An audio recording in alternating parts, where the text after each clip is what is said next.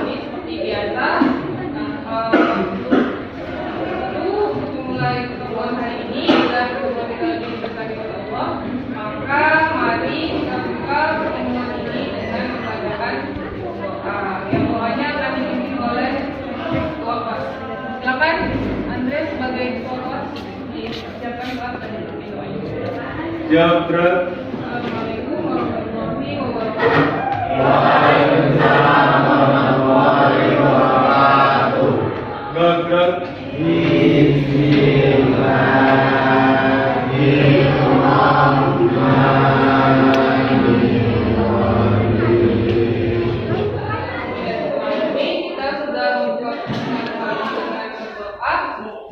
Semoga ilmu yang kita dapatkan hari ini menjadi ilmu yang berkah dan bermanfaat dan juga bisa berguna untuk kehidupan kalian pada hari ini maupun.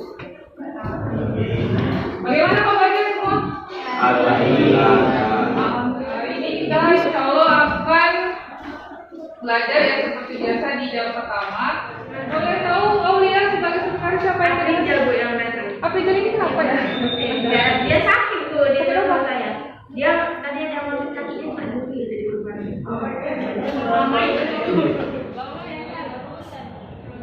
Indonesia apa namanya? Bank Sentral. Memang kebijakan permintaan dan penawaran uang di Indonesia itu biasanya dia juga tergantung dari permintaan dan penawaran uang yang ada di negara lain. Nah, di pertemuan yang kemarin itu kita sudah bahas kebijakan moneter berarti berasal dari suku bunga. Iya, dari bank sentral, suku bunga ya, menjual surat berharga, lalu apa lagi? Cadangan kas ya, menentukan cadangan kas bank-bank umum itu dia dari kalau kebijakan moneter. Kalau kebijakan fiskal berasalnya dari mana? Pajak, lalu apa lagi? Dari apa?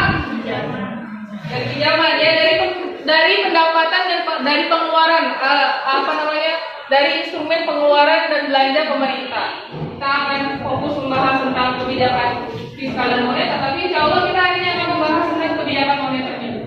Nanti pertemuan selanjutnya baru kita akan membahas tentang kebijakan fiskal. Kita ingin mengetahui kalau kebijakan moneter itu bukan hanya mengatasi inflasi saja dia juga akan bisa mengatasi masalah-masalah yang ada di negara ini. Tadi seperti tadi ada pengangguran, ada inflasi dan ada kemiskinan. Itu dia penyakit makroekonomi yang paling parah. Itu dulu ya. Nah, sebelum ada yang bisa kelas balik dulu tentang apa sih yang kita pelajari di pertemuan sebelumnya tentang pengeluaran uang. Boleh nggak usah terlalu buka-buka kali, kalau buka-buka kali kan udah ganti saya gitu. Ada tentang apa ya? Tentang apa tadi? Penawaran uang berasalnya dari mana tadi? Dari produsen bukan dari Siapa produsen? Ada kalau dalam penawaran uang kita nggak bilang produsen konsumen ya, tapi lembaga itu. Jadi dari siapa? Dari mana berasal penawaran uang itu? dari bank sentral yang Kebijakan uang. Bank sentralnya benar, tapi bank sentral kalau kita bahas tentang penawaran uang berarti dia punya wewenang untuk mencetak. Nah itu yang kayak kemarin ya, terus yang saya berulang kali. Kalau benar hari ini mengatur pembelajaran kita akan bisa dibaca.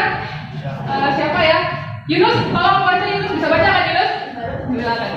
Pada pertemuan kita akan belajar ilmiah dengan melihat permasalahan, membuat rumusan masalah, melakukan hipotesis atas kasus yang disajikan. Jadi ya, sebelum belajar kita akan belajar dengan cara inquiry. Inquiry ini adalah model pembelajaran dengan cara penyelidikan kasus secara ilmiah. Jadi nanti ini inquiry yang digunakan adalah inquiry terbimbing. Jadi ibu tetap akan bimbing kalian, ibu nggak akan lepas. Nanti solusinya gimana? Supaya solusi dari kalian kurang tepat atau ada yang menyesatkan pula nanti ya. Jadi jangan sampai solusinya menyesatkan. Oke. Untuk penilaian seperti biasa ya, ada berapa bentuk penilaiannya? Ya, ada penilaian pengetahuan, penilaian keterampilan, dan ada penilaian sikap. Penilaian pengetahuan di mana? Dari post test seperti biasa yang kita lakukan.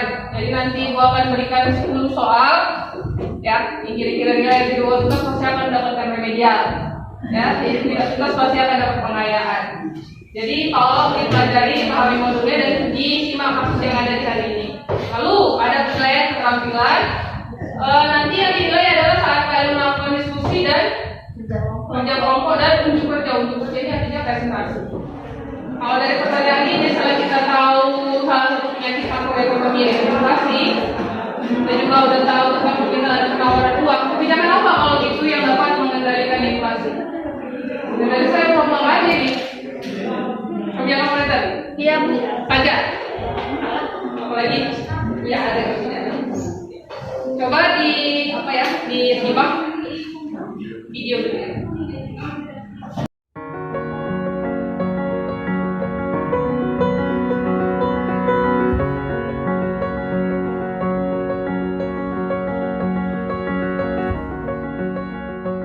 Itu pasar, kita tidurnya di hamparan toko, tokonya tutup, terus nggak dapat gaji, nggak dapat tuh yang dimakan kan susah. Daripada kita sakit mati di Jakarta, lebih baik kita pulang ke Jawa. Gitu maksud saya.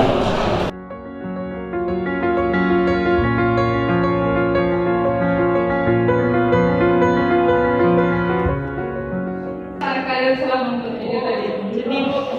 Jadi, kalau misalnya kalian jadi pemimpin nih, kalau misalnya kalian jadi pemerintah, apa sih yang akan kalian lakukan untuk mengatasi permasalahan itu? Berarti kan itu tadi ada masalah apa? Ada yang namanya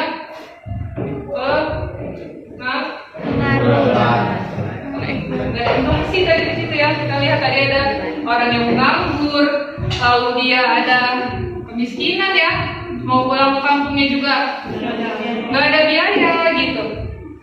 Kalau kalian jadi seorang pemimpin, apa sih yang akan kalian lakukan? Cukupkah dengan hanya memberikan bansos atau BSU 600.000? Jadi apa? Kalau kerja, oke, mantap kali di solusi itu. Coba Yunus, duduk yang tegak.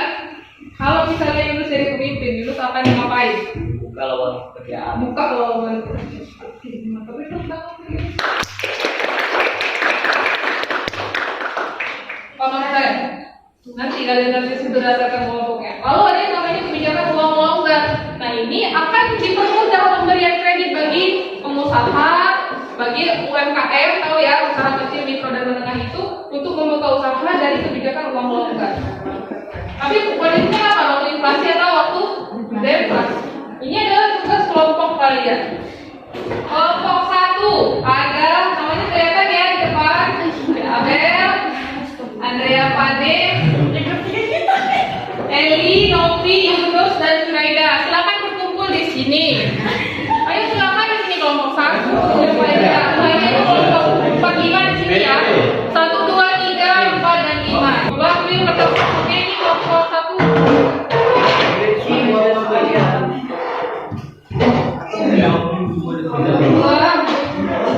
Lu berapa?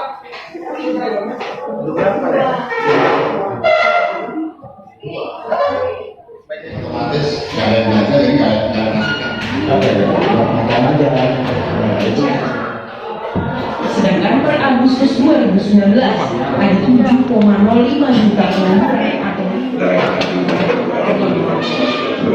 baik-baik saja, dunia usaha kita masih baik-baik saja, tapi mereka tidak bisa beroperasi.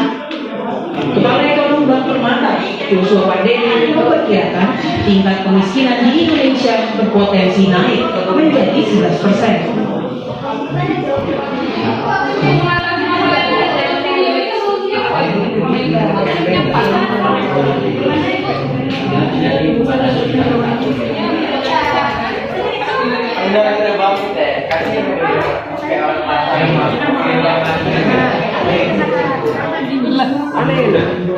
Gini loh. Assalamualaikum warahmatullahi wabarakatuh. Kami di sini ingin mempresentasikan hasil kerja kelompok kami. Berdasarkan artikel 2, rumusan masalah yang terjadi yaitu turunnya harga kurs rupiah terhadap dolar, kemudian terjadi resesi atau kondisi perekonomian yang mampu membuat perusahaan jatuh bangkrut. Sejak pandemi COVID-19 muncul di Indonesia, angka dari penyebaran yang terjadi terus bertambah sejak bulan Maret. Akhirnya pemerintah melakukan politik diskonto atau bunga dengan cara pemangkasan suku bunga acuan The Fed pada 15 Maret 2020 sebesar 10 bps. Tampaknya hal tersebut memberikan dampak yang cukup signifikan terhadap IHSG atau indeks harga saham gabungan. Bank Indonesia dalam upayanya salah satunya yakni mengendalikan harga rupiah agar tetap stabil dengan menaik terus melakukan intervensi pasar baik di spot, DNDF maupun pembelian surat berharga nasional atau SBN dari pasar. Bima menemukan masalahnya apa? Masalahnya tuh turun harga. Solusi kalian politik diskonto dengan cara turunkan apa naikkan? Turunkan. Solusi dari kalian tadi melakukan politik diskonto apa tadi? Terima kasih atas perhatiannya. Assalamualaikum warahmatullahi wabarakatuh. Assalamualaikum warahmatullahi wabarakatuh. Kami dari kelompok 3 ingin mempresentasikan hasil kerja kami yang akan dibacakan oleh Rosi. Rumusan masalah yang kami dapat di situ adalah tentang kemiskinan dan pengangguran. Jadi kami mengambil solusinya itu politik diskonto atau suku bunga turun. Politik diskonto itu bisa melalui itu kayak kan misalnya suku bunga itu turun, semakin turun kalau misalnya turun suku bunganya terhadap diturunkan oleh bank, maka para perusahaan atau dan investor akan melakukan peminjaman untuk modal ekspansi atau membuka cabang baru. Maka disitulah terjadinya pembukaan lowongan pekerja sehingga menyerap ketenagakerjaan baru, maka akan mengurangi pengangguran.